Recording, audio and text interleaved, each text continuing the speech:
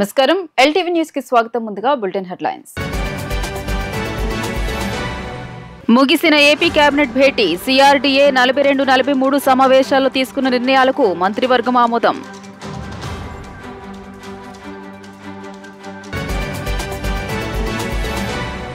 గన్నవరం మండలంలో చిరుతపులి మృతి. అధికారులకు సమాచారం ఇచ్చిన రైతు.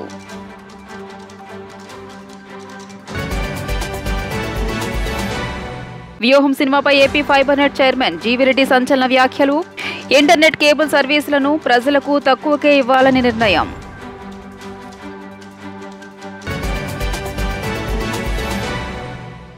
అమరావతిలోని సచివాలయంలో ముఖ్యమంత్రి చంద్రబాబు అధ్యక్షతన మంత్రివర్గ సమావేశం ముగిసింది. మొత్తం 21 అంశాలతో కూడిన అజెండాపై కేబినెట్ లో చర్చించారు. ఇందులో భాగంగా మంత్రివర్గం పలు కీలక నిర్ణయాలకు ఆమోదం తెలిపింది. ముఖ్యంగా సిఆర్డీఏ 42-43 సమావేశాల్లో తీసుకున్న నిర్ణయాలకు కేబినెట్ ఆమోద ముద్ర వేసింది. అమరావతిలో 24,276 కోట్ల రూపాయల విలువైన పనులకు పాలనాపరమైన అనుమతులిచ్చింది. మంగళగిరి ఎయిమ్స్ కు అదనంగా 10 ఎకరాల భూమి కేటాయించడానికి మంత్రివర్గం ఆమోదం తెలిపింది.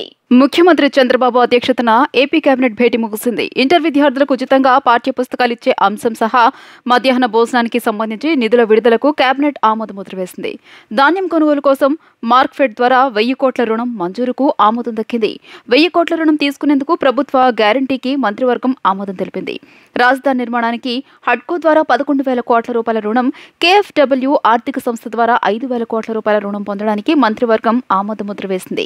కృష్ణా జిల్లా గన్నవరం మండలంలో చిరుతపులి మృతి చెందింది. మెట్లపల్లిలో గ్రామంలో ఉచ్చులో చిక్కుకుని చిరుత మృతి చెందింది. నెల రోజులు గన్నవరం మండలంలో చిరుత సంచరిస్తుందని రైతులకు సమాచారం ఇచ్చారు. ఓ రైతు పట్టించుకోకుండా పందుల నుంచి పంటను కాపాడుకోవడానికి ఉచ్చులు ఏర్పాటు చేశాడు. ఆ ఉచ్చుల్లో చిక్కుకుని చిరుత మృతి చెందింది. మెట్లపల్లి గ్రామస్తుల సమాచారం మేరకు అటవీ శాఖ అధికారులు అక్కడికి చేరుకుని చిరుత కళేబరాన్ని స్వాధీనం చేసుకున్నారు. కృష్ణా జిల్లా గన్నవరం మండలం మెట్లపల్లిలో చిరుతపులి మృతి కలకలం రేపింది. గ్రామానికి చెందిన రైతు తన పంట పొలాన్ని అడవి పందుల నుంచి రక్షించుకునేందుకు ఏర్పాటు చేసిన ఉచ్చులో చిరుతపులి చిక్కి మరణించింది. ఉదయాన్నే రైతు పొలానికి వెళ్లి చూడగా ఉచ్చులో చిక్కి మృతి చెందిన చిరుతపులి కనిపించింది. ఇది చూసిన రైతులు, స్థానికులు ఒక్కసారిగా అవాక్కయ్యారు. తమ ప్రాంతంలో చిరుతపులి సంచరించడం, అది ఉచ్చులో చిక్కి మరణించడంతో మెట్లపల్లి చుట్టుపక్కల అటవీ ప్రాంతంలో ఇంకా చిరుతపులులు ఉన్నాయేమోనని గ్రామస్తులు భయాందోళనకు గురవుతున్నారు. చిరుతపులి మృతి ఘటన సమాచారం అందుకున్న అటవీ శాఖ అధికారులు సంఘటనా స్థలానికి చేరుకుని చిరుత కళేబారాన్ని పరిశీలించారు. దీనిపై విచారణ జరిపి వన్యప్రాణుల రక్షణతో పాటు ప్రజల భద్రతకు అవసరమైన చర్యలు తీసుకుంటామని తెలియజేశారు.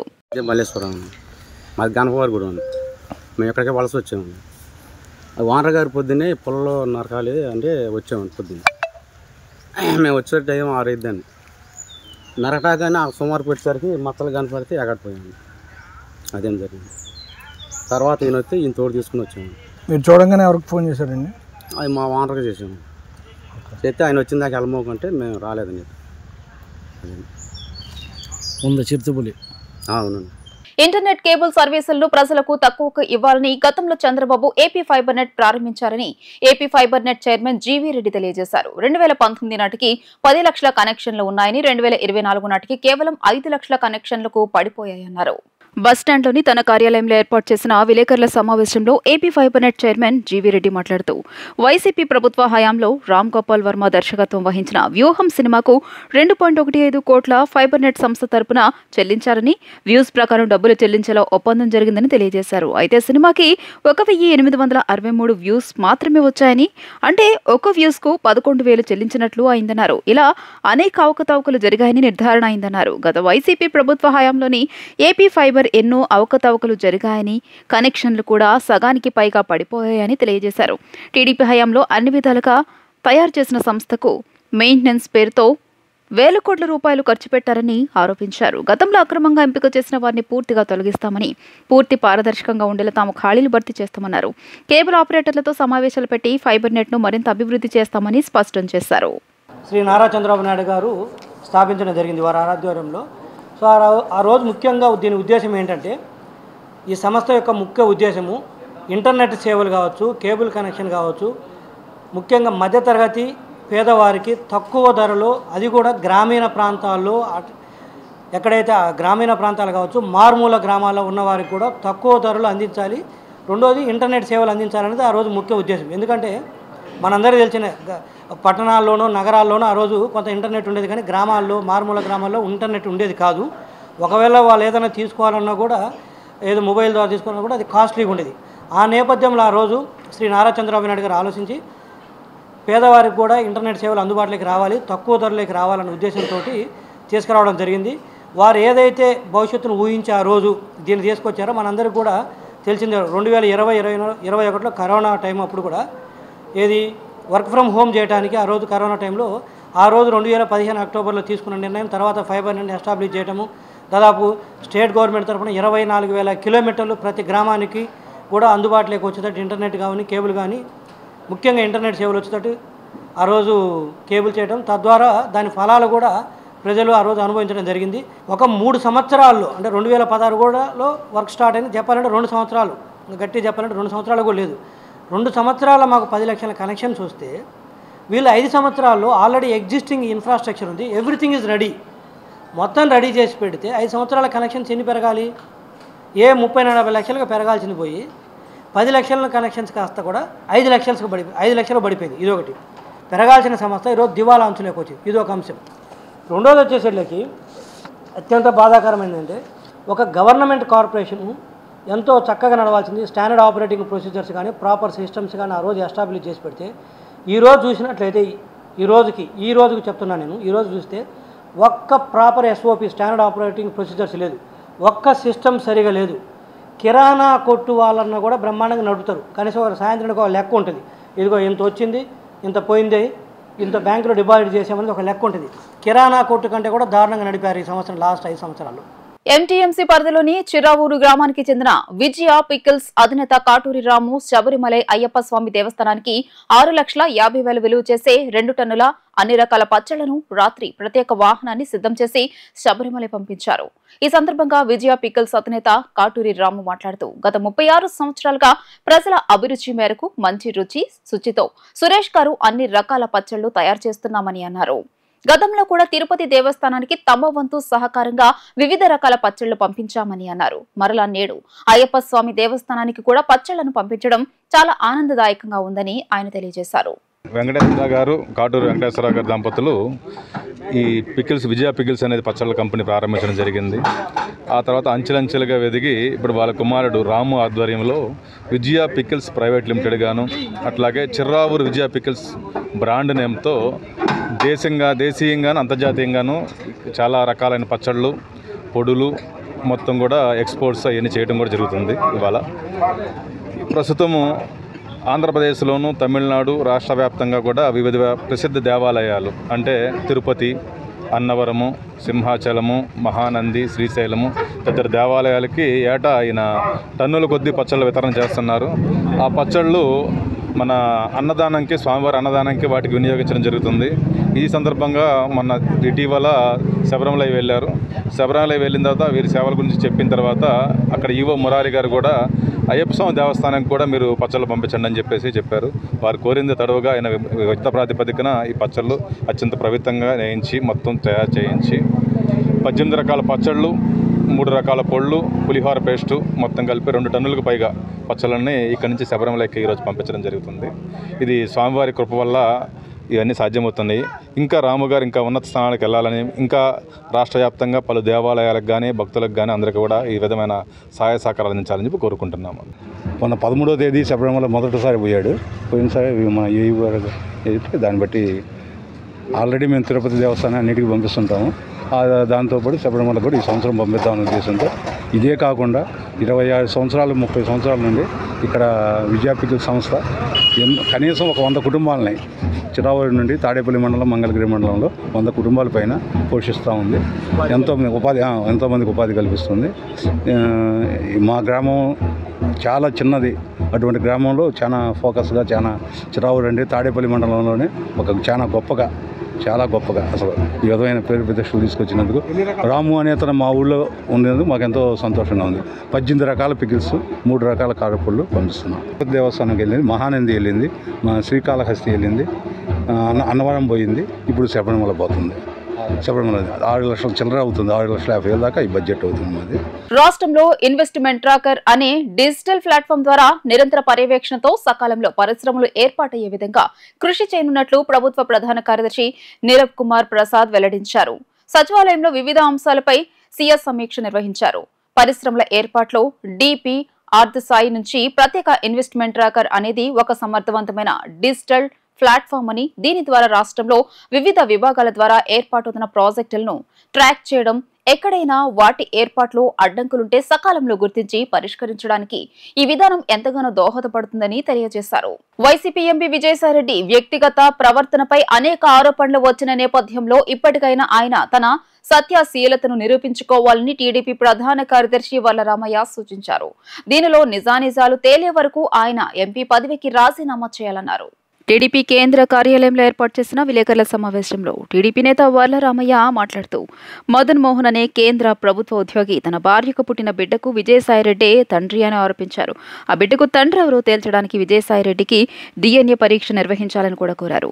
1,500 కోట్ల రూపాయలు దేవాదాయ భూముల ఆక్రమణ వ్యవహారం కూడా ఇందులో ముడిపడి ఉందని ఆరోపణలు వస్తున్నాయని, ఈ ఆరోపణలపై విజయసాయి ఎందుకు నోరు తెరపడం లేదని, ఆయనను వైసీపీ అధిష్టానం సస్పెండ్ చేయాలని ఆయన డిమాండ్ చేశారు. నేను అడుగుతున్నాను, ఈ రోజున కలంజిరి మదన్ మోహన్ ఇతను ఒక స్టేట్ సెంట్రల్ గవర్నమెంట్ ఆఫీసర్, ఇతను ఫిర్యాదు చేస్తూ ఉన్నాడు, ఆరోపణలు చేస్తూ ఉన్నాడు మీ మీద.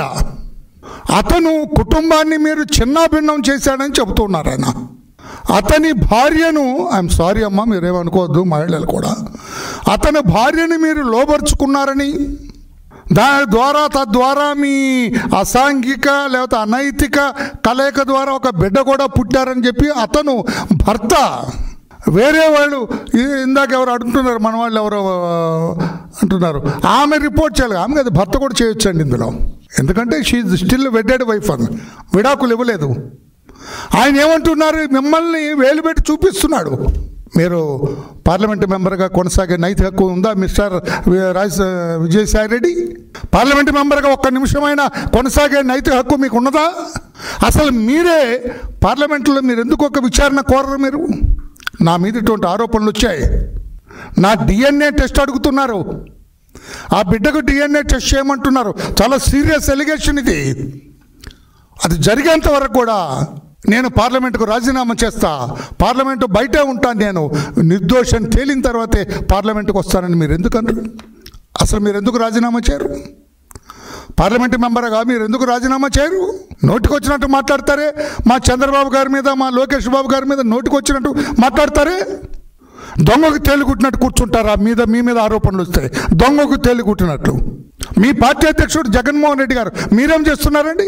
మీ పార్టీ నాయకుడి మీద ఇంత ఆరోపణలు వస్తుంటే మీరెందుకు మీరు పార్టీ నుంచి సస్పెండ్ చేయరా అని మీరు అడగరా? ఇతని మీద ఎంక్వైరీ చేయండి, ఇతను తప్పుడోడా మంచివాడా తేల్చండి అని మీరు అడగరా? As president of the party గమ్మున కూర్చుంటారా? నిమ్మకి నీరెత్తి కూర్చుంటారా? అదే ఎదుటివాడి మీద అయితే పరుగులు ఉద్దిస్తారా? ఇది ఎక్కడ న్యాయం? ఒక ఆదివాసీ కుటుంబాన్ని నాశనం చేసినాడండి ఇతను. ఒక ఎస్టీ కుటుంబాన్ని ఈ ఎంపీ ఆ మదన్ మోహన్ చెప్పిన స్టేట్మెంట్ ప్రకారం కుటుంబాన్ని నాశనం చేశాడు. ఈ రాష్ట్రంలో బీసీ వర్గాలను వైఎస్ జగన్ దారుణంగా మోసం చేశారని బీసీ సంక్షేమ చేనేత జౌళి శాఖ మంత్రి సవిత అన్నారు. మెగా జాబ్ పేరుతో ఏపీ నిరుద్యోగులను దారుణంగా మోసం చేశారని మంత్రి మండిపడ్డారు. మోసం చేసిన జగన్ కు ఏపీ ప్రజలు సరైన రీతిలో బుద్ధి చెప్పారన్నారు. గొల్లపూడి బీసీ భవన్లో బీసీ వెల్ఫేర్ ఆధ్వర్యంలో సివిల్ సర్వీస్ స్టడీ సెంటర్ను రాష్ట్ర బీసీ వెల్ఫేర్ శాఖ మంత్రి సవిత ప్రారంభించారు. అనంతరం మంత్రి సవిత మాట్లాడుతూ బీసీల ద్రోహి వైఎస్ జగన్ అన్నారు.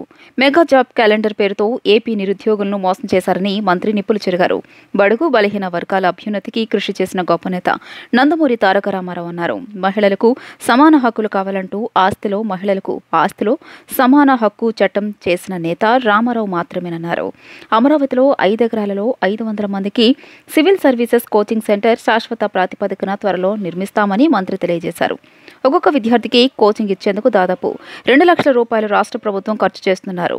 ఎమ్మెల్యే వసంత కృష్ణ ప్రసాద్ మాట్లాడుతూ రాష్ట్ర మంత్రిలో సంక్షేమ పథకాల అమల్లో మంత్రి సవిత ముందు వరుసలో ఉన్నారన్నారు. ఎమ్మెల్యే కోటిగలపూడి శ్రీనివాస్ మాట్లాడుతూ ఎలా చదవాలి, ఏది చదవాలనే విషయం తెలుసుకుంటేనే సివిల్ సర్వీసెస్ సాధిస్తామన్నారు. బడుగు బలహీన వర్గాలు ఈరోజు ఇలా వేదిక పంచుకుంటున్నాయి అంటే అన్న నందమూరి తారక రామారావు గారని ఈ సభాముఖంగా మీకు తెలియజేస్తున్నాం. అన్న నందమూరి తారక రామారావు గారు పార్టీ పెట్టి బడుగు బలహీన వర్గాలు అన్ని రంగాల్లోనూ ఉండాలి, అందులో మహిళా పక్షపాతాన్ని కూడా చెప్పాలి. ఆనాటికే మహిళలు కూడా విద్యావంతులు కావాలి, మహిళలకు కూడా యూనివర్సిటీలు తెచ్చిన ఘనత అన్న నందమూరికి తారక రామారావు గారు. తన ఇంటి నుంచే మహిళలకు కూడా ఆస్తిలో వాటా ఉండాలి, వాళ్ళకు కూడా హక్కులు కావాలని తన ఇంటి నుంచే వాటా పంచిన గొప్ప వ్యక్తి మన అన్న నందమూరి తారక రామారావు గారు అని కూడా తెలియజేస్తున్నాం. 1924లో ఏం జరిగిందంటే బీసీల ద్రోహి ఆ జగన్మోహన్ రెడ్డి గారని సభాముఖంగా మీకు తెలియజేస్తున్నాం. మరి 1924లో ఈ రాష్ట్రం ఏం జరిగిందో, ఈ రాష్ట్రం ఏ విధంగా నాశనం అయిపోయిందో, నా బడుగు బలహీన వర్గాలు మెగా జాబ్ క్యాలెండర్ అన్నారు. ఏ రోజన్నా మీరు చూసారు? 5 సంవత్సరాల నుంచి తల్లిదండ్రులు ఎంతో ఇబ్బంది పడి, తల్లిదండ్రులు ఎంతో కష్టపడి పిల్లలు అయ్యో జగన్ వస్తే జాబ్ వస్తుంది, మన పిల్లలందరినీ కోచింగ్ సెంటర్లకు పంపించాలా, పరీక్షలు వస్తాయి బాగా చదవాలని తల్లిదండ్రులు చాలామంది కోచింగ్లు పంపించారు. ఏ రోజన్నా చూసారా మెగా డిఎస్సి? చూసారా? ఏమ్మా మీరే ప్రిపేర్ అయ్యలేదు ఎవరు? ఆ రోజు ఏం చెప్పాడు? జగా జాబ్ క్యాలెండర్, జగా జాబ్ క్యాలెండర్ కాదు, ఆ ఫ్యాన్కి వేసినందుకు ఊరేసుకోవాల్సిన పరిస్థితి వచ్చింది. ఒక పక్క పరిశ్రమలు లేవు, ఒక పక్క ఉద్యోగాలు లేవు, రైతాంగం నాశనం అయిపోయింది. పిల్లలు లాస్ట్కి చాలా చోట్ల ఇబ్బంది పడుతూ తల్లిదండ్రులు ఇబ్బంది పడలేక చేతనైనంతమంది పనులు చేసుకున్నారు, కొంతమంది ఇతర రాష్ట్రాలకు కూడా వలసిపోయారు. మరి మన అధికారం రాగానే ముఖ్యమంత్రి గారి దృష్టికి తీసుకెళ్ళాం. సార్ మన BC residential schools, BC study circles పరిస్థితి బాగలేదు సార్, ఏం చేద్దాము అంటే మొత్తం బీసీ రెసిడెన్షియల్స్కి, బీసీ హాస్టల్స్కి ఇమ్మీడియట్గా రెన్యువేషన్ కోసమే 25 కోట్ల నిధులు ఇచ్చిన ఘనత ముఖ్యమంత్రి చంద్రబాబు నాయుడు గారు. రాష్ట్రం కష్టాల్లో ఉంది, అప్పుల్లో ఉంది, అయినా ముఖ్యమంత్రి గారు ఒక్కొక్కరికి సుమారుగా 1,80,000 నుంచి 2 లక్షల దాకా ఖర్చు వస్తుంది. ఖర్చు గురించి ముఖ్యమంత్రి చంద్రబాబు నాయుడు గారు ఆలోచించలేదు. వాళ్ళు సక్సెస్ కావాలనేదే ముఖ్యమంత్రి గారి ఆలోచన. ఈరోజు రాష్ట్రంలో ఉన్న మంత్రుల్లో 90% మంది చాలా చురుగ్గా ఉన్నారు. ఆ చురుగ్గా ఉన్న మంత్రుల్లో మన బీసీ సంక్షేమ శాఖ మంత్రి గారు తొలి వరుసలో ఉంటారనే విషయం మీరందరూ గుర్తించాలి. ఆమెకి వచ్చిన అవకాశాన్ని చంద్రబాబు నాయుడు గారు బీసీలకు ఇవ్వాలంటే ఎవరో ఒకరికి ఇవ్వచ్చు, కానీ ఏదో ఒక క్రమంలో ఒక అవకాశం వచ్చింది, అవకాశాన్ని సద్వినియోగపరుచుకుంటా ఉన్నారు. మీరు గుర్తించాల్సింది, మీరు గమనించాల్సింది ఇదే విషయం. ఈరోజు ముందుగా మీకు శుభాకాంక్షలు. ఎందుకు అంటే 600 మందిని వడపోస్తే దాంట్లో 100 మందిలో మీరు వచ్చారు కాబట్టి మీరు ఒక మెట్టు ఎక్కారు. ఇప్పటికే మీరు ఇంకా ఎక్కాల్సిన మెట్లు చాలా ఉన్నాయి. Getting civil service is a matter of orientation. What is orientation? What to study, how to study. What to study, how to study. Without getting this orientation, even if you join in Waziram, if you go to Delhi, you have to pay around 3 lakhs fees and monthly 30,000 monthly expenditure. For 2 years nearly you have to spend 10 lakhs. Without orientation, even if you go to Delhi or Hyderabad or Bangalore or Chennai for any study circle, even after 5 years of preparation, there will not be any result. But if you get the orientation, what to study, how to study, even by sitting in Srikakulam, by sitting in Kurnool, by sitting in Anantapur, even in your own remote village, you can become IAS, because success in civil service or success in any competitive exam is a matter of orientation. Every year you take the list of the toppers.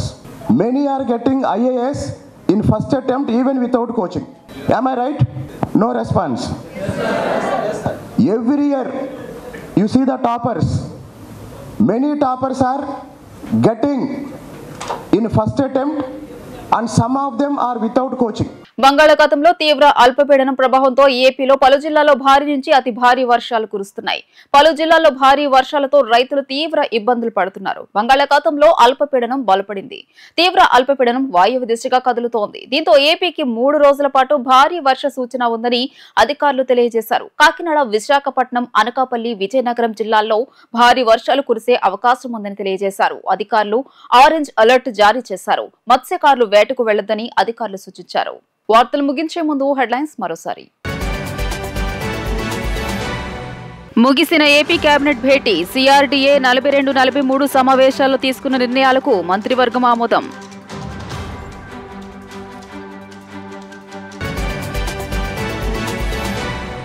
Gannavaram మండలంలో చిరుతపులి మృతి, అధికారులకు సమాచారం ఇచ్చిన రైతు.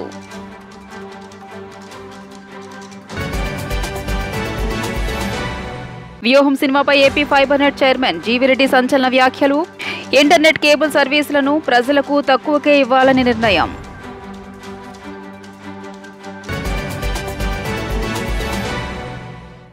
వార్తలంతటితో సమాప్తం. నమస్కారం.